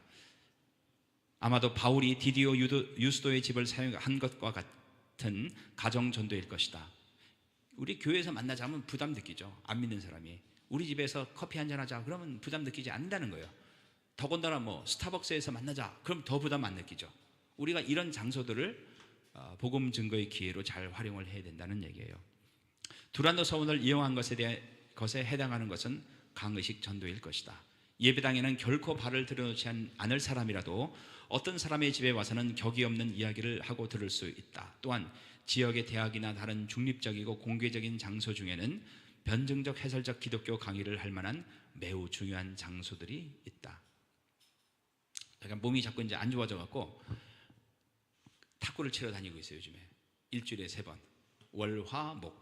근데 이제 세종은 좋은 게 동사무소 밑에 다 동사무소 있잖아요.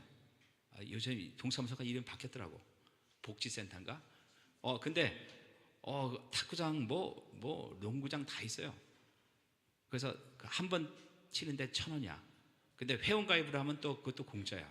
그래서 제가 거기 가서 이제 치는데 좀 무릎이 아파갖고 한 1, 2월은 못 갔어. 그래서 모처럼 가니까 사람들이 되게 반갑게 맞아주더라고. 뭐 어디가 아팠냐 막.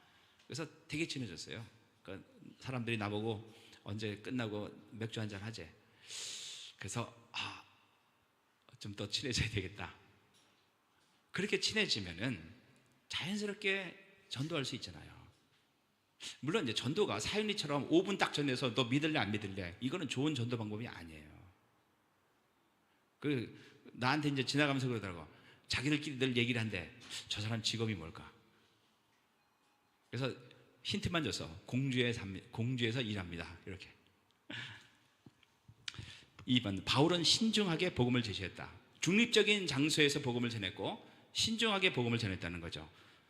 사도행전에는 바울이 복음 전도 설교를 묘사하기 위해 몇 가지 동사들을 사용한다. 변론하다, 그죠? 논증하다, 논리적으로 증명하는 거죠. 권유하다, 권면하다, 강론하다 등이다. 이런 어휘들은 바울의 복음 제시가 진지하고 논리 정연했으며 설득력이 있었음을 보여준다. 그는 복음이 참된 것이라고 믿었기 때문에 듣는 사람들의 지성에 호소하는 것을 두려워하지 않았다. 여러분, 성경을 정확하게 이해한다면 얼마든지 지성에 호소할 수가 있고 똑똑한 사람이라 할지라도 다 설명할 수 있어요. 우리가 뭐 예수 전당 불신종만 하니까 사람들이 지성인들이 무시해서 그렇지 그 복음을 체계적으로 설명할 수 있는 방법이 없어요.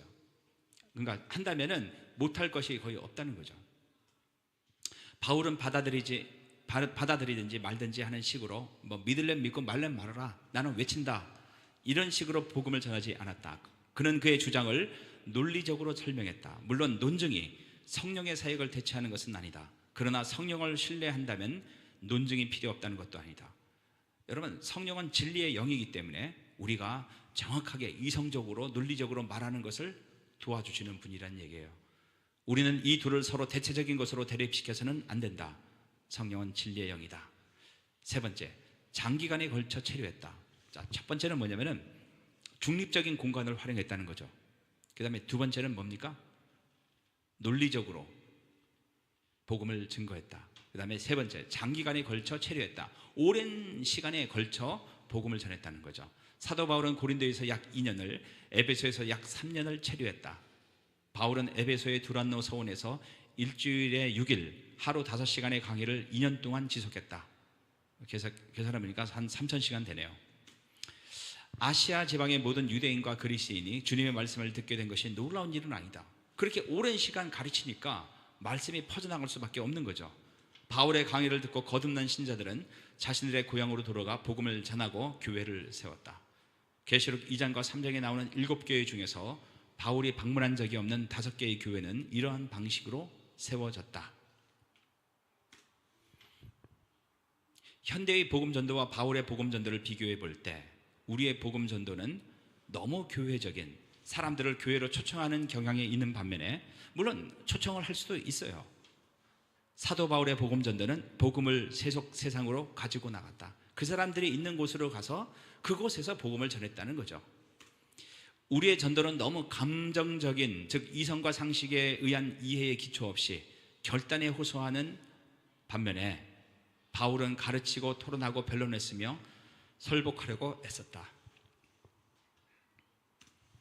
우리는 너무 피상적인, 짧은 시간에 만나서 빠른 결과를 기대하는 반면에 바울은 고린도와 에베소에서 5년간 머물면서 신실하게 복음의 씨를 뿌렸으며 때가 되어 수확을 거두었다.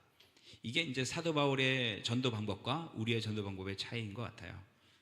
적용. 우리 모두는 선교사로 부름을 받았다. 우리의 삶을 다하는 날까지 우리의 시선은 늘 땅끝을 향해 있어야 된다. 그래서 여러분들이 가족도 잘 돌보고 자녀 교육도 잘 시키고 회사에서 열심히 일을 하되 우리의 시야는 늘 땅끝을 향해 있어야 된단 말이에요. 그래서 두 가지가 필요해요. 우리가 교회로 하나가 돼서 땅끝을 향해 봐야 되고, 또 하나는 내 개인적으로도 봐야 된다는 거죠. 우리는 피상적이고 감정에 호소하는 전도가 아닌 논리적이고 설득력 있게 가르치고 토론하고 변론하는 전도를 해야 한다. 사도 바울처럼 이렇게 하려면 뭐가 필요합니까? 공부해야지. 우리 여기 한 반이 한기대 출신들인데 그 한기대 나오는 학생들은 되게 똑똑한 사람들이잖아요. 한기대 공부하는 거에 반만 공부해도 성경 교사가 다 될 거야. 그러기 위해 베레아 사람들처럼, 두란노 학생들처럼 정말 열심히 성경을 배우고 연구해야 된다. 제가 설교를 이렇게 길게 막 이렇게 하는 이유는 이게 여러분들에게 성경을 공부하는 방법을 제시하는 것 같아요.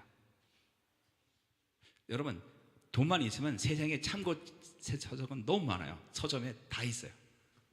물론 어떤 것이 좋은 책이고 나쁜 거를 볼 수 있는 안목은 좀 필요해요. 이게 불법만 아니면은 저는 제가 가진 모든 책들을 다 스캔했어요. 다 나눠주고 싶어. 근데 그게 좀 그래서 여러분이 하다가 돈도 별로 없는데 공부를 하고 싶다. 그럼 저한테 몰래 메일을 보내요. 내가 주석이니 뭐니 줄 테니까. 열심히 공부해서 제가 설교하나 아마 여러분들이 하면 더 잘할 수 있어요. 제가 지난번에 한번 설교를 쭉 시켜보니까 은사가 있는 분들이 많더라고요. 그래서 지금은 제가 뭐 본의 아니게 막 혼자 다 하지만은 제가 조금씩 물러나려고 해요. 하기 싫어서가 아니라 여러분들한테 기회를 주고 싶어요. 그러니까 처음에는 주일날은 제가 하고 가끔 이제 우리 이승현 선교사가 이제 전도사가 됐으니까 가끔 이승현 전도사도 하고, 그 다음에 오후에는 여러분들이 하고, 그 중에서 이제 은사가 있고 이런 분들은 제가 주일날 낮 설교로 하나씩 하려고 해요. 그게 제 사명이라고 생각을 해요. 그래서 우리가 뭐 어디서 땅 사자, 뭐 건물을 짓자, 이거보다 중요한 거는 우리가 한 사람 한 사람이 하나님 말씀으로 잘 준비되는 거예요. 여러분 충분히 그럴 수 있어요. 제가 오늘 아침에 그 분당 우리 교회 그 이찬수 목사인가? 그분 설교를 제가 잠깐 들었거든요. 그분은 막 원고도 안 보고 막 얘기를 잘하더라고. 여러분 그렇게 할 필요 없어요. 그렇게 하려면 뭔가 탁월해야 돼. 말도 잘해야 되고 뭐 하여튼 제 대학교 후배가 CCC 후배인데 이찬수 밑에서 부목사로 있었어요. 근데 얘가 하는 일은 지금은 안양이가 어디서 목회한다 그러더라고. 그러니까 얘가 하는 일이 뭐냐면은 그 이찬수 목사 밑에 그 설교를 준비를 도와주는 목사가 한 4명 있어요. 그 중에 한 명이야. 한 명이 얘는 못 찾고 얘는 못 찾고 해서 다 준비해갖고 목사님이 나중에 다 정리해서 설교를 하는 거예요. 이 설교 하나 나오기까지 그 부목사가 일주일 내내 이거 준비하는 거죠. 근데 굳이 그럴 필요는 없다는 거예요. 그러면 정말 탁월한 사람들만 설교를 잘하게 될 거예요. 아니 저처럼 이렇게 회사에서 발표 잘하잖아요. 정리해갖고 그냥 읽어주고 얘기하면 되는 거란 말이에요. 이게 뭐가 어려워요? 여러분 다 할 수 있다고 저는 생각을 해요. 그 다음에 요즘에는 미디어가 너무 발달해갖고 책들이 너무 좋은 책들이 많이 나와요. 미국에서 나왔다 그러면 바로 번역이 돼서 나오고, 옛날에는 번역을 너무 못해갖고 이게 무슨 소리지 한참 봤는데 요즘 번역들도 잘 돼 있고, 더군다나 요즘에 이제 한국에서도 좋은 신학자들이 많이 나왔어요. 그러니까 굳이 외국 책을 안 봐도 한국에 있는 좋은 교수님들 책만 봐도 도움이 되는 것들이 많다고. 제가 이제 이거 끝나고 갈라디아서나 데살로니가 전후서를 하려고 하는데, 여러분 갈라디아서 딱 쳐보세요.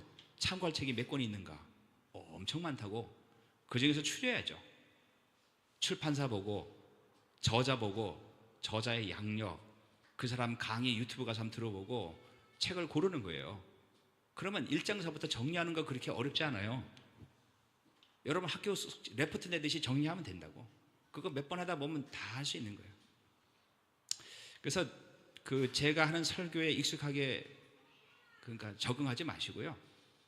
제가 하는 거를 참고로 해서 저를 넘어야죠. 뛰어넘어야지. 청출어람이라고 했잖아요. 청출어람. 김수재가 언제까지 애기만 볼 거예요? 넘어야지. 이름값을 해야죠. 이름값을. 젊은이들은 교회를 떠나고 사람들은 기독교에 대해 관심을 갖지 않는다.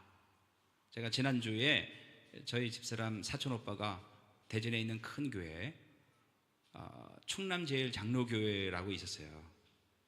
근데 그 교회가 이름이 뭔가 바뀌었더라고. 그러니까 제가 대학교 때 대학생들이 엄청 많은 큰 교회에 있었어요. 제가 옛날에 김동길 목사가 아니지, 김동길 교수 강의 들으러 옛날에 1980년대죠. 그때 이제 그 교회를 갔던 적이 있었는데, 그때 이제 위임 목사 예배에 참석을 했는데 가서 느낀 거는, 옛날에 내가 갔을 때는 젊은이들이 꽉 찼었는데 지금은 나이 드시는 분들만 꽉 차 있더라고. 젊은 사람들이 별로 없어요. 이게 이제 한국교회의 현실이에요. 반면에 외로운 사람들, 우울한 사람들, 따뜻한 사랑을 필요로 하는 사람들은 늘고 있다. 그들을 교회로 오라고 하기에 앞서 우리가 찾아가서 그들의 이야기를 들어주고 그들의 친구가 되어 주어야 한다. 복음 증거는 그렇게 시작된다는 거죠. 그래서 이런 사람들을 어떻게 만나는가? 직업을 통해서 만나란 말이에요. 직업을 통해서, 아니면 직업을 통해서 도저히 만날 수 없으면 동사무소에 하는 동호회 가입을 하래 돼요. 가서 탁구도 치고 하다 보면 만난다고. 그죠? 그 사람들이랑 같이 놀고 이야기하고. 그래서 여러분들이, 제가 늘 얘기했지만은 믿는 사람 친구보다 안 믿는 사람 친구가 더 많아야 돼요. 그 사람들한테 영향을 받으란 얘기가 아니라 하나님 말씀으로 내공을 쌓고 만나면은 이 사람들이 변화될 수밖에 없다는 거죠. 그리고 다 변화되지는 않아요. 그 중에 한두 사람이라도, 제 꿈은 그거예요. 제 건강을 위해서 탁구 치러 다니지만은, 거기 진짜 한 명이라도 전도하면은 나는 성공이다. 교회 본질은 선교다. 우리 각자의 선교 사역에 대한 사명과 확신과 전략이 필요하다. 그러니까 우리 교회적으로 하는 선교가 있어야 돼요. 선교사들을 돕고. 근데 우리 각자의 선교 사역이 있어야 된다는 얘기죠. 회사에서든 사회에서든 어디서든. 도대체 나는 사회나 직장에 할 게 없다. 그럼 우리 자녀들이라도 좀 하나님 말씀으로 잘 가르치라는 얘기죠. 이러한 사역들은 사역제에만 해당된다고 생각하는 것은 이미 사탄의 전략에 빠져 있다는 증거다. 예수님이 이미 고난을 받으셨고 십자가를 지셨기 때문에 사도 바울과 같은 특별한 사람만이 자기를 부인하고 목숨 걸고 복음을 전했기 때문에 우리는 편안히 적당히 살다가 천국에 간다는 것은 잘못된 복음이라는 얘기예요. 마지막으로 현재 한국 사회는 모든 것이 풍족하고 편리하지만 우리가 그리스도의 제자로 사명자로 살기에는 쉽지 않은 환경이다. 제가 베트남에서 살다 와 보니까 한국은 월급은 많은 것 같은데 늘 쪼들리고, 그죠? 뭔가 여기서 이렇게 우주선 타고 지구의 중력을 벗어나는 것 같은, 그게 쉽지가 않더라고요. 그리스도보다, 복음보다, 하나님 나라보다 우리의 마음을 차지하는 것이 너무 많기 때문이다. 그래서 우리가 늘 성경을 묵상하게 되는 이유가 세상 속에 살다 보면은 뭐가 중요하고 뭐가 목표인지 잊어버리고 산다는 얘기예요. 그냥 습관적으로 교회만 왔다 갔다 한다는 얘기예요. 우리가 선교사로 사는 것을, 땅 끝까지 나아가는 것을 못 가게 잡아당기는 것들이 중력보다 훨씬 더 강하다. 이 세상에 사는 것은 한 번이고 누구나 곧 죽게 된다. 이 세상에서 의미 있게 사는 것이 무엇인지, 구원을 받는 것이 무엇인지, 어떻게 하면 천국을 소유할 수 있는 것인지 조용한 시간에 성경을 묵상하며 주님의 음성을 들을 필요가 있다는 거예요. 기도하겠습니다.